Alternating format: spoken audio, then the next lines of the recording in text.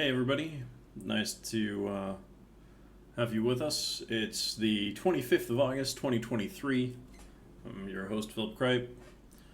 Just setting up here real quick, making sure everything's working. Welcome to join. Alright, looks like we are okay.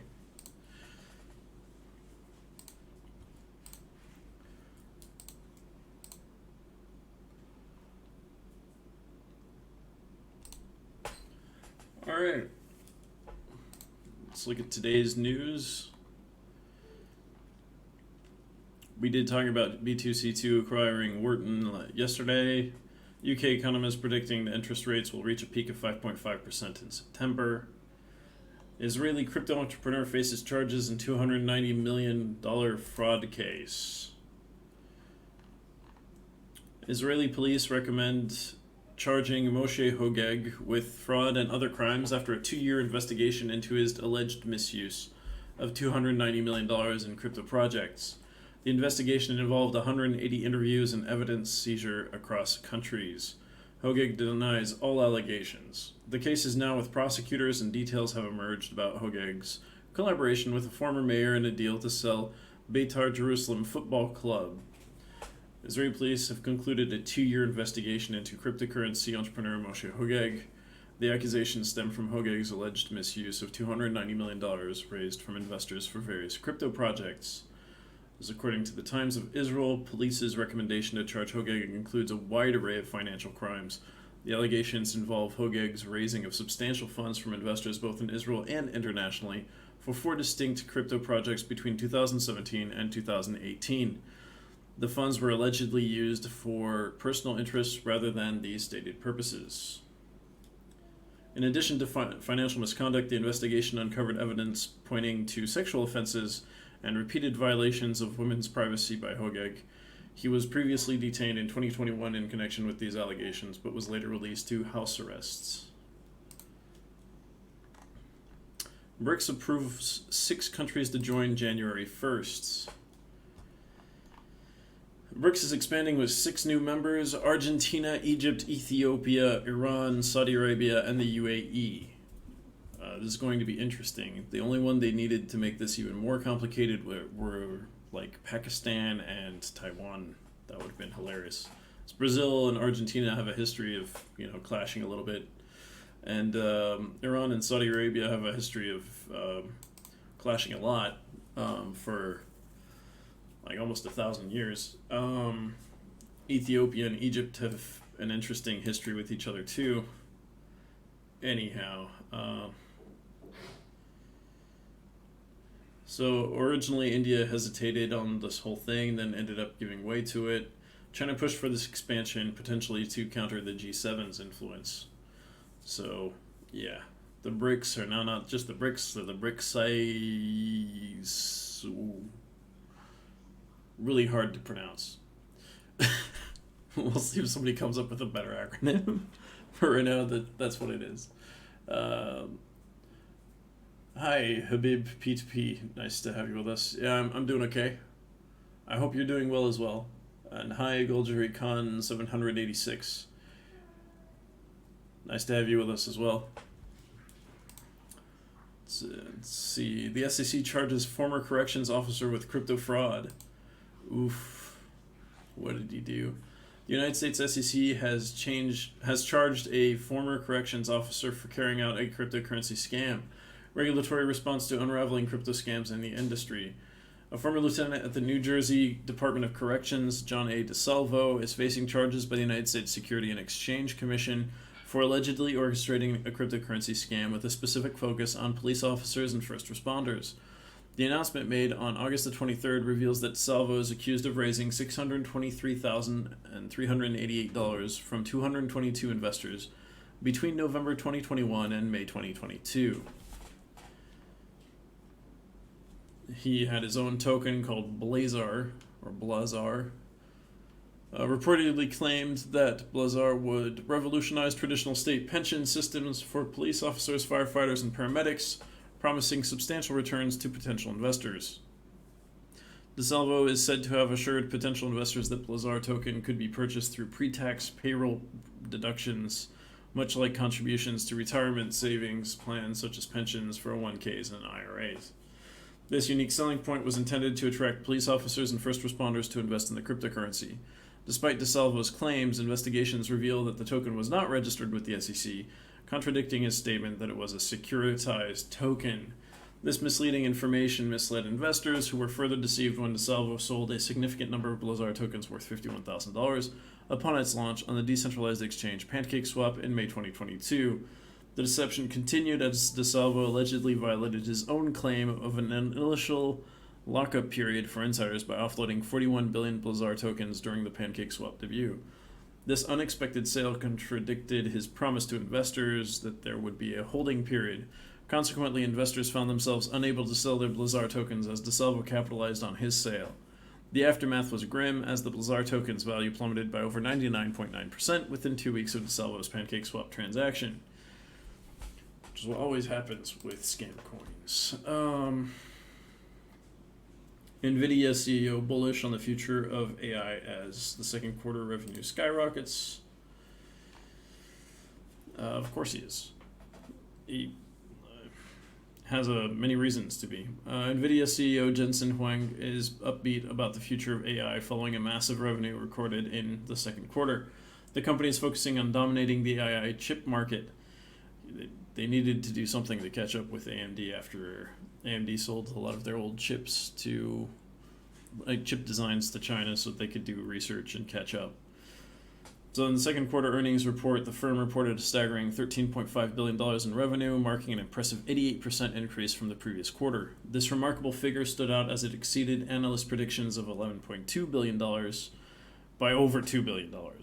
The company's ability to surpass these expectations highlights its strong performance in a rapidly evolving market.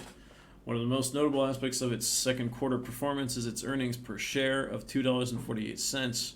This figure outperformed consensus analyst estimates of $2.08, a testament to the company's financial strength. Notably, NVIDIA's second quarter EPS demonstrated an astounding year-over-year increase of 854%, emphasizing the company's significant growth in a relatively short span.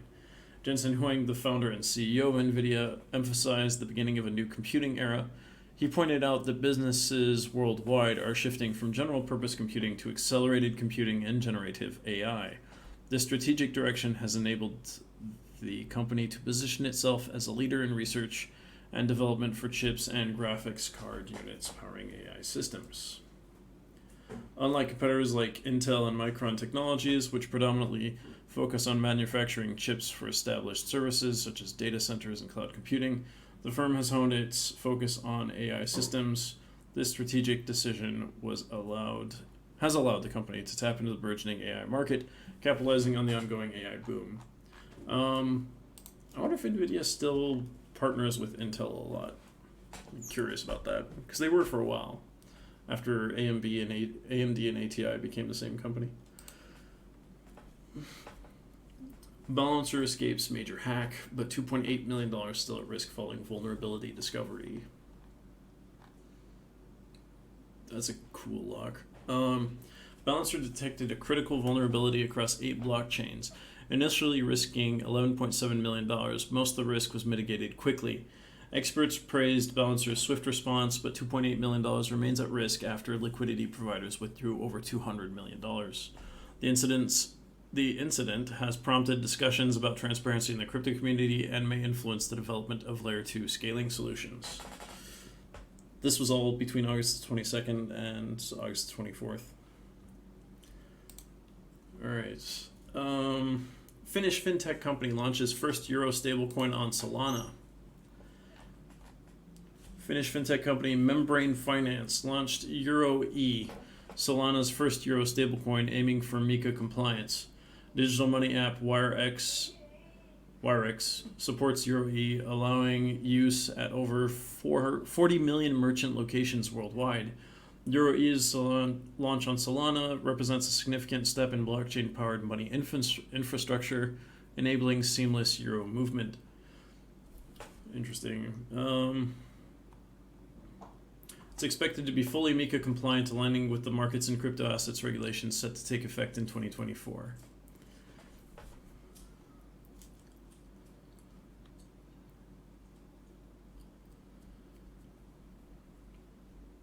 So the stablecoin can be created and redeemed in a 1-to-1 ratio without fees by anyone with a EuroE account, and is backed by 100% bankruptcy protected cash and 2% CET1 equity capital in European financial institutions or banks.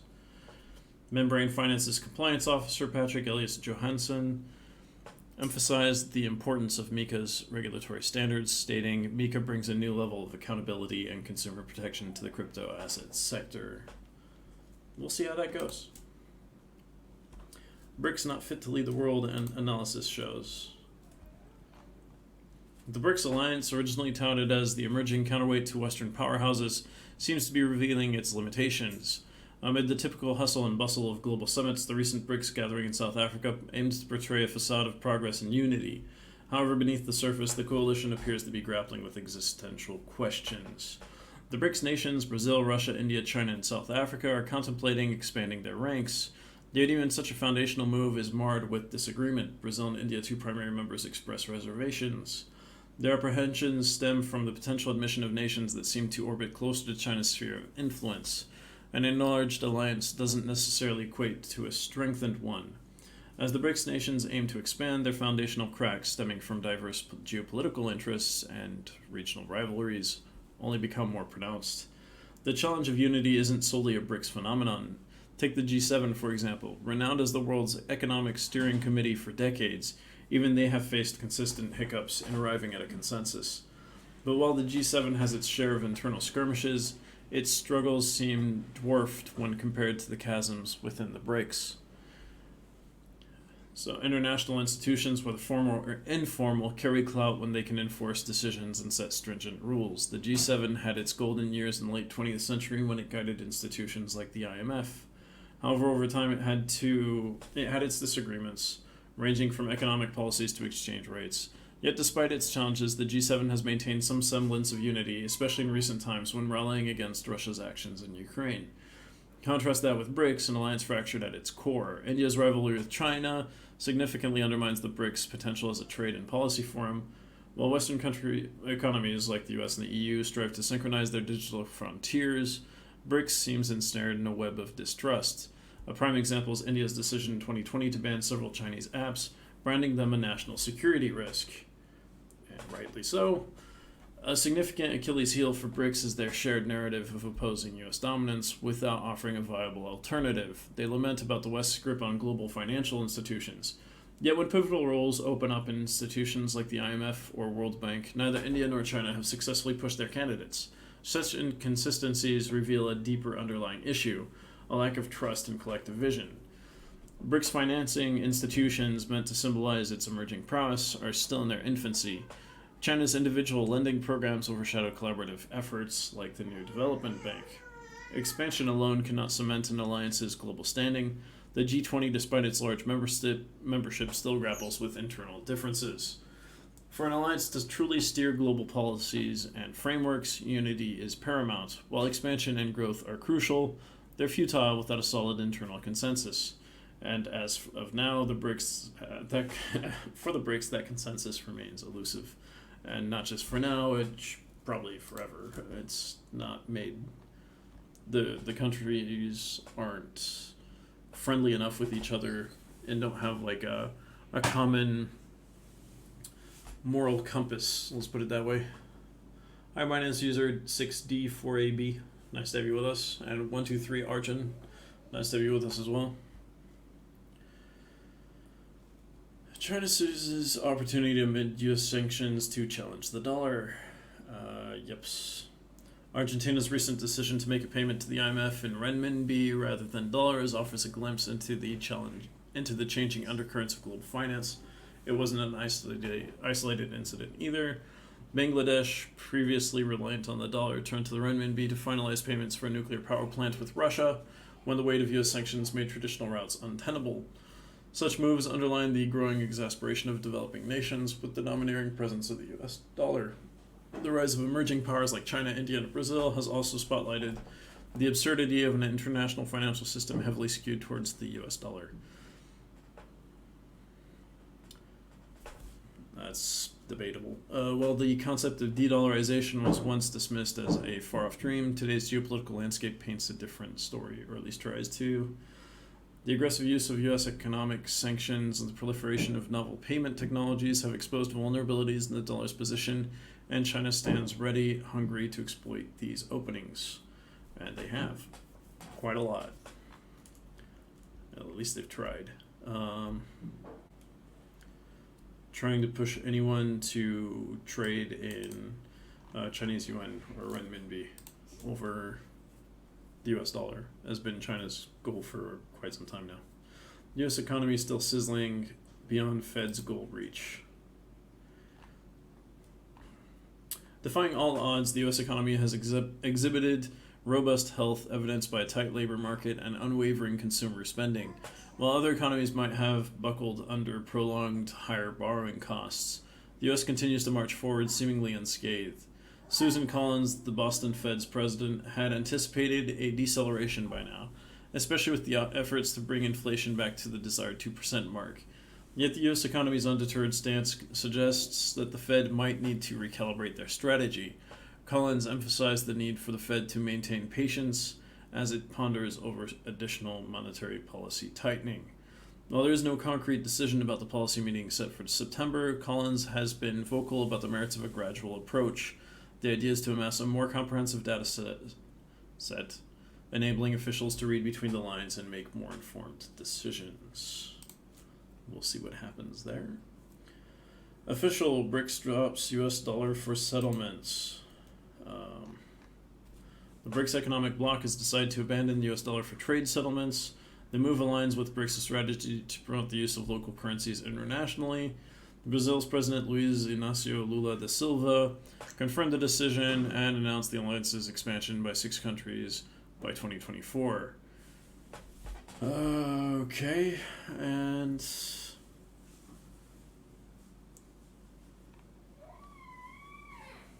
yes, so we'll see Brazil's economy buckle even more. Fun times. This will be interesting to watch. Binance, all Ethereum rollups are centralized. Binance claims all Ethereum level 2 rollups are centralized due to the use of sequencers. Sequencers are entities that order transactions into groups before they are sent to the parent layer 1 Ethereum. While sequencers improve user experience by reducing fees and speeding up transactions, they are a centralized solution. Yeah. So they're saying that the level 2 rollups are an illusion of decentralization. Okay. To some extent, yeah. Top gamed app Iskra to launch Clashman during base mainnet on-chain summer rollout. Interesting, that fast several times. Starting on August 27th, the Clashman on-chain summer event allows players to mint a game NFT mystery box and reveal their own Clashman monster, Clashman gear, and Clashman tokens.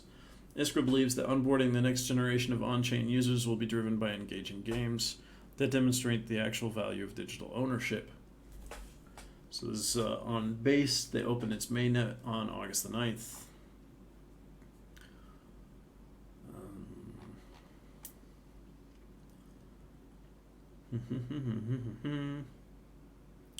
I'll have to look this up because I'm not sure. Iskra offers an all-in-one on-chain game platform that rewards players and developers through a unique community system. Services include on-chain games, wallet, DEX, marketplace, and launchpad. The project is backed by some of the biggest tech and video game companies in South Korea and consistently ranks in the top categories for gaming on DApp Radar for unique active wallets and engagement. Yeah, I'll look that up for my own curiosity.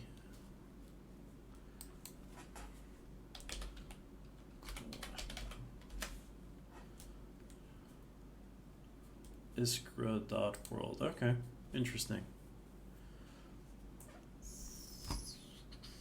Alright, so that's Oman's visionary Bitcoin endeavor, a $1.1 billion leap into the future.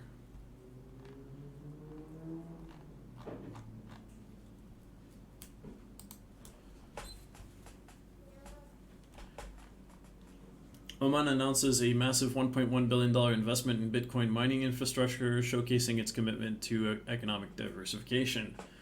Omani startup Exahertz is leading this digital transformation. They've rapidly progressed, launching a pilot Bitcoin mining site within 22 days of receiving a license. Exahertz facilities are designed to support the electrical grid sustainably, with plans to utilize wasted flared gas and hydro energy. That's a huge project. Let's see how that goes. Oman out there doing some Bitcoin mining. Some is an understatement. $1.1 billion is a lot. ARK Invest in 21 shares pioneering Ethereum futures ETF. ARK Invest and 21 shares have jointly proposed two Ethereum futures exchange traded funds, or ETFs. The two ETFs are ARK 21 shares active Ethereum futures ETF, ARKZ, so ARKZ, which will invest at least 25% in cash settled Ethereum futures, and ARK 21 shares active Bitcoin Ethereum strategy ETF, ARKY, ARKY, encompassing both Bitcoin and Ethereum futures. The move by ARK Invest in 21 shares highlights Ethereum's growing influence in the financial world, especially with its DeFi capabilities and Ethereum 2.0 transition. Interesting. It's an interesting collaboration. Num Finance introduces Colombian peso stablecoin on Polygon. Now, that's not something I was planning on reading today. That's pretty cool. Argentina-based Num Finance introduces NCOP, a stablecoin pegged to the Colombian peso on the Polygon platform. NCOP is aimed at the remittance market, with Colombia receiving over $6.5 billion annually in remittances. The NCOP offers the Num Yield feature, allowing users to earn rewards in NCOP. The Colombian Central Bank is considering a central bank digital currency with potential holding and transaction limits. So, yeah, the holding and transaction limits make it almost unusable for real life business uses, but that's interesting. On August the 24th, Num Finance announced the introduction of its stablecoin named NCOP. This Polygon-based stablecoin is over-collateralized and is specifically targeted at the remittance market. Colombia receives over $6.5 billion annually in remittances, so the potential for NCOP is significant. Stablecoins, due to their stability and ease of transfer, are becoming a preferred choice for remittances. We'll see how that goes, because the yield and everything seems to be interesting. China requests banks to restrict certain outflows via Connect Bond. China's central bank has instructed several local banks to reduce their external investments utilizing the Bond Connect scheme. There is a potential for tightening offshore yuan liquidity, which could consequently elevate the expense of financing. Okay, they're trying to bring money home. Is that what's happening? One of the insiders pointed out that by restricting the movement of yuan to offshore markets, there's a potential for tightening offshore yuan liquidity, which could consequently elevate the expense of financing. This individual believes the central bank's action responds to foreign investors speculating against the yuan. With a depreciation of around 5% against the dollar so far this year, the central bank's actions are viewed as components of a larger strategy to safeguard the yuan's value. That's what I thought. Beyond instructing banks to curtail specific types of external investments, China has also initiated measures to amplify the costs of shorting the yuan in offshore contexts. So they're trying to keep their currency from going down in value. Malaysia, Indonesia, and Thailand promote domestic currency use in bilateral transactions. Bank Negara Malaysia, Bank Indonesia, and Bank of Thailand have collectively entered into 3 bilateral memorandum of understandings. The move is aimed at enhancing collaboration in advancing the utilization of domestic currencies in bilateral transactions. So, how? In a combined statement, the central banks highlighted that these memorandums of understandings constitute the establishment of a framework for cooperation designed to facilitate and foster bilateral transactions conducted in local currencies among the respective countries.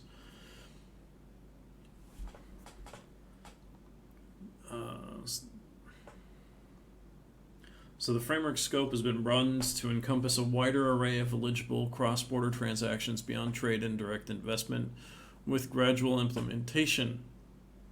It will also synergize with initiatives related to cross-border payments, aiming to provide enhanced accessibility and efficiency in settling transactions using local currencies. That's interesting. I wonder how that's going to actually work in the real world. That's kind of what I'm curious about. Hi, CT1N888. Nice to have you with us. German economy experienced stagnation in the second quarter after recession. The German economy exhibited stagnation in comparison to the preceding 3 months in the second quarter following a winter recession. Bundesbank President Joachim has refuted claims that Germany is regressing to being the sick man of Europe, emphasizing the adaptive capability of the German economy. Okay.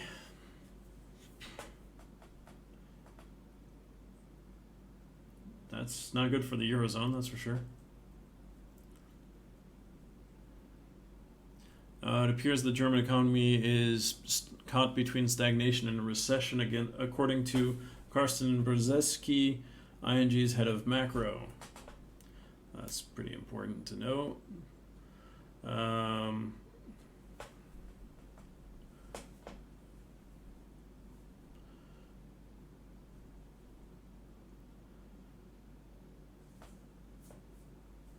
So the Bundesbank president, speaking in an interview, expressed that considering inflation remains above 5%, it is much too early to contemplate a pause.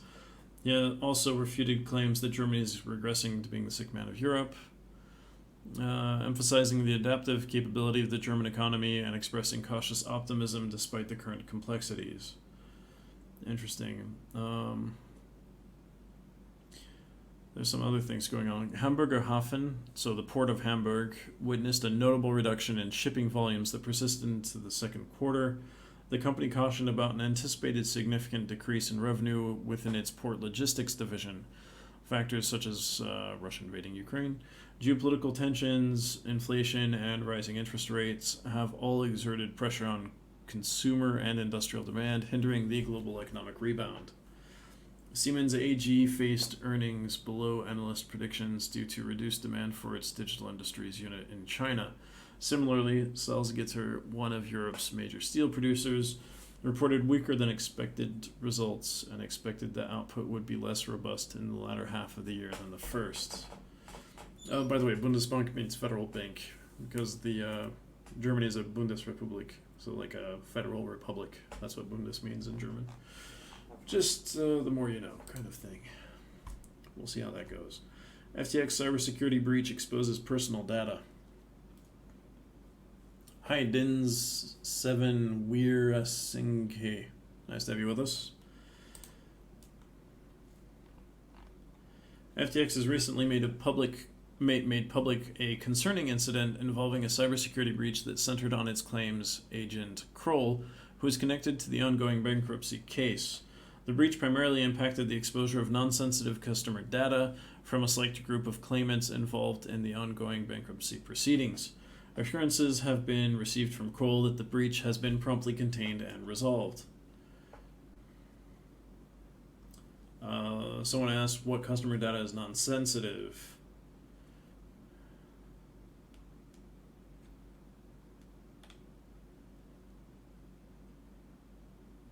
And so people are receiving phishing email, apparently. Great.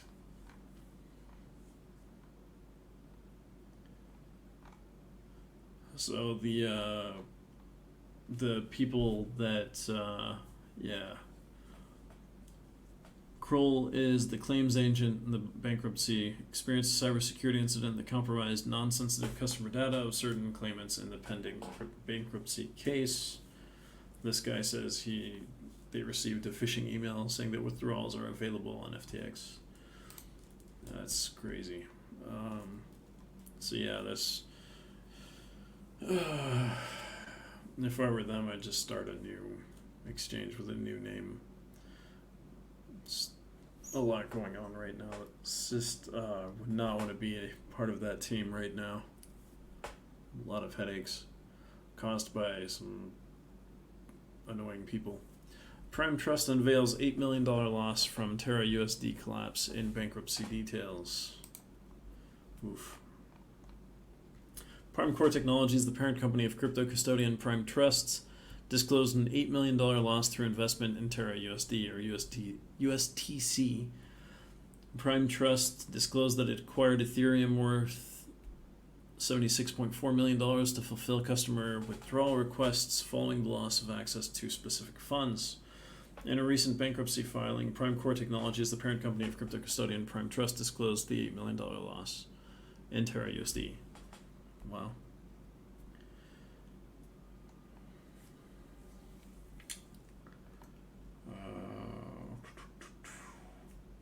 That's a lot of money. I could see how that could bankrupt the company. Bitfinex partners with Vakif Bank to offer zero-cost deposits in Turkish lira. Okay. Bitfinex partners with Turkey's Vakif Bank to offer zero-cost deposits in Turkish lira. Additional incentives include no fee withdrawals up to 2 million Turkish lira and reduced trading fees. The collaboration is part of Bitfinex's expansion in Turkey and is available via their web platform and app. So it's Turkey's second largest bank. That's a pretty big collaboration right there. Interesting. Well, if you're in Turkey, now you know you have an easier way to access crypto, probably. Magnet Finance executes $6.4 million exit scam on Base Network. Details. Magnet Finance allegedly executed an exit scam on the Base Network, losing $6.4 million. The project's deploy address was linked to previous scams, including a $4.8 million exit scam. Magnets, that's crazy. That's what we call a rug pull. Directly manipulating the price. This is according to PeckShield. Here's the related hack TX.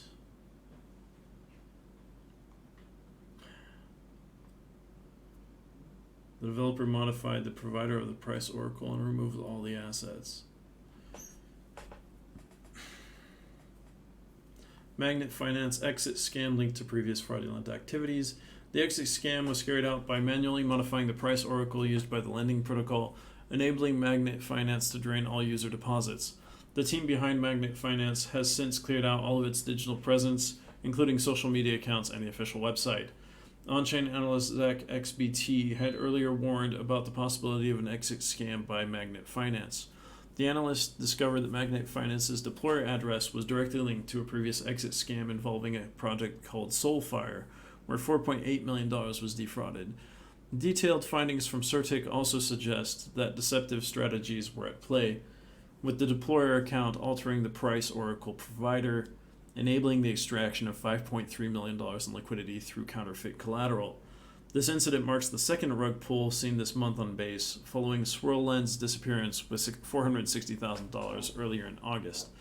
The connection to previous fraudulent activities and the sudden disappearance of Magnet Finance's digital presence have intensified suspicions and concerns within the crypto community. Base scan revealed substantial assets missing from Magnet Finance, including $2 million in USDBC, $1.56 million in ETH, $1.3 million in DAI, and $408,000 in WETH. The total value locked, TVL, of Magnet Finance plummeted from $6.4 million to about $107,000 as a result of the scam. The Magnet Finance website went dark and its Telegram group vanished, leaving a cryptic response to Zach XBT's initial post stating, "We stick to the plan, 50-50, and updating their bio with contract breached by Zach." This enigmatic remark has left the cryptocurrency community speculating about the true intentions behind the rug pull. In conclusion, the Magnet Finance exit scam has resulted in a staggering loss of approximately $6.5 million and has further eroded the credibility of projects on the Base network. The direct manipulation of the price oracle and the connections to previous exit scams highlight the vulnerabilities and risks within the crypto space. You can just change the price oracle like that. That's crazy. It's not Not great. All right, let's look at the market today.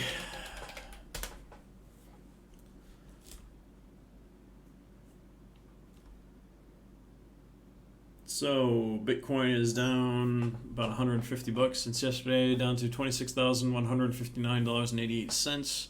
That's down 0.69% since yesterday. Ethereum at $1,660.51, down 0.21% since yesterday. The Fear and Greed Index on CoinMarketCap is back down to 34. Hi, Ritaj, CH208. Nice to have you with us.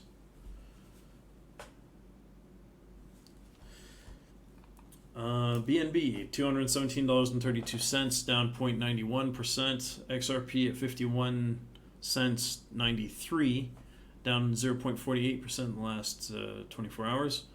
ADA for Cardano down to 26 cents 4, down 0.64%. And then Dogecoin is down 1.16% to 6.258 cents. Solana is down to $20.80, down 3.61% in the last 24 hours. Polkadot, $4.47, down 0.50. Actually, up 0.50. I got so used to everything going down, I was surprised. That's pretty good. Let's see who the biggest winners are in the last 24 hours. Got Bone from Bone Shiba Swap, it's up 3.43% to $1.44. Mantle's MNT up 2.72% to 43 cents.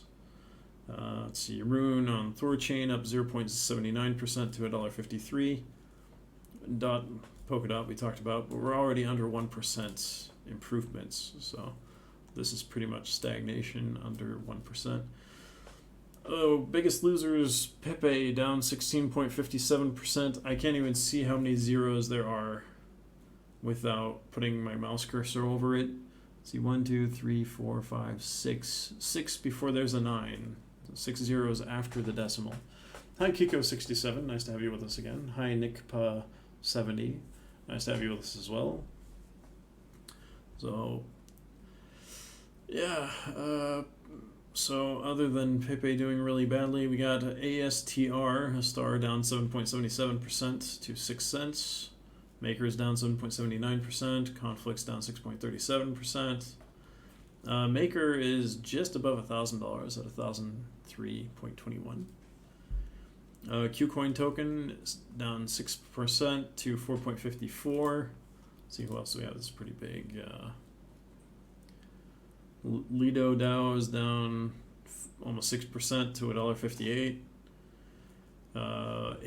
The Ape coin is down 5% to $1.42 right now. Wow, and there are so many that are down right now. Gala Games is under 2 cents, down 3.24% in the last 24 hours. The Graph down 3.13%. XDC down 3.15%. Avalanche at $10.01, down 2.58% in the last 24 hours. Uniswap down 2.35%. There's just so many down right now. It's just the general market right now does not look like it's improving right away. Hi, PKWAQAS99. Nice to have you with us as well. Looks like today is going to be a very short show. Sometime this weekend, I'd like to go over the American primaries. I'll probably do that on Sunday afternoon, my time. I'm in Europe. The American Republican primary debate to see what different policies would have as an effect on crypto. So looking at it from that angle. So covering the news specifically for our purposes here at Cryptopolitan. Let's see if we have any other news. Oh, that's it for today. Thank you guys very much for joining us. I'll see you this weekend if you join to see kind of my analysis on the primaries, see what happened there. And then we'll talk about the news again on Monday. Thanks a lot. Have a great Friday and a great weekend for all of you.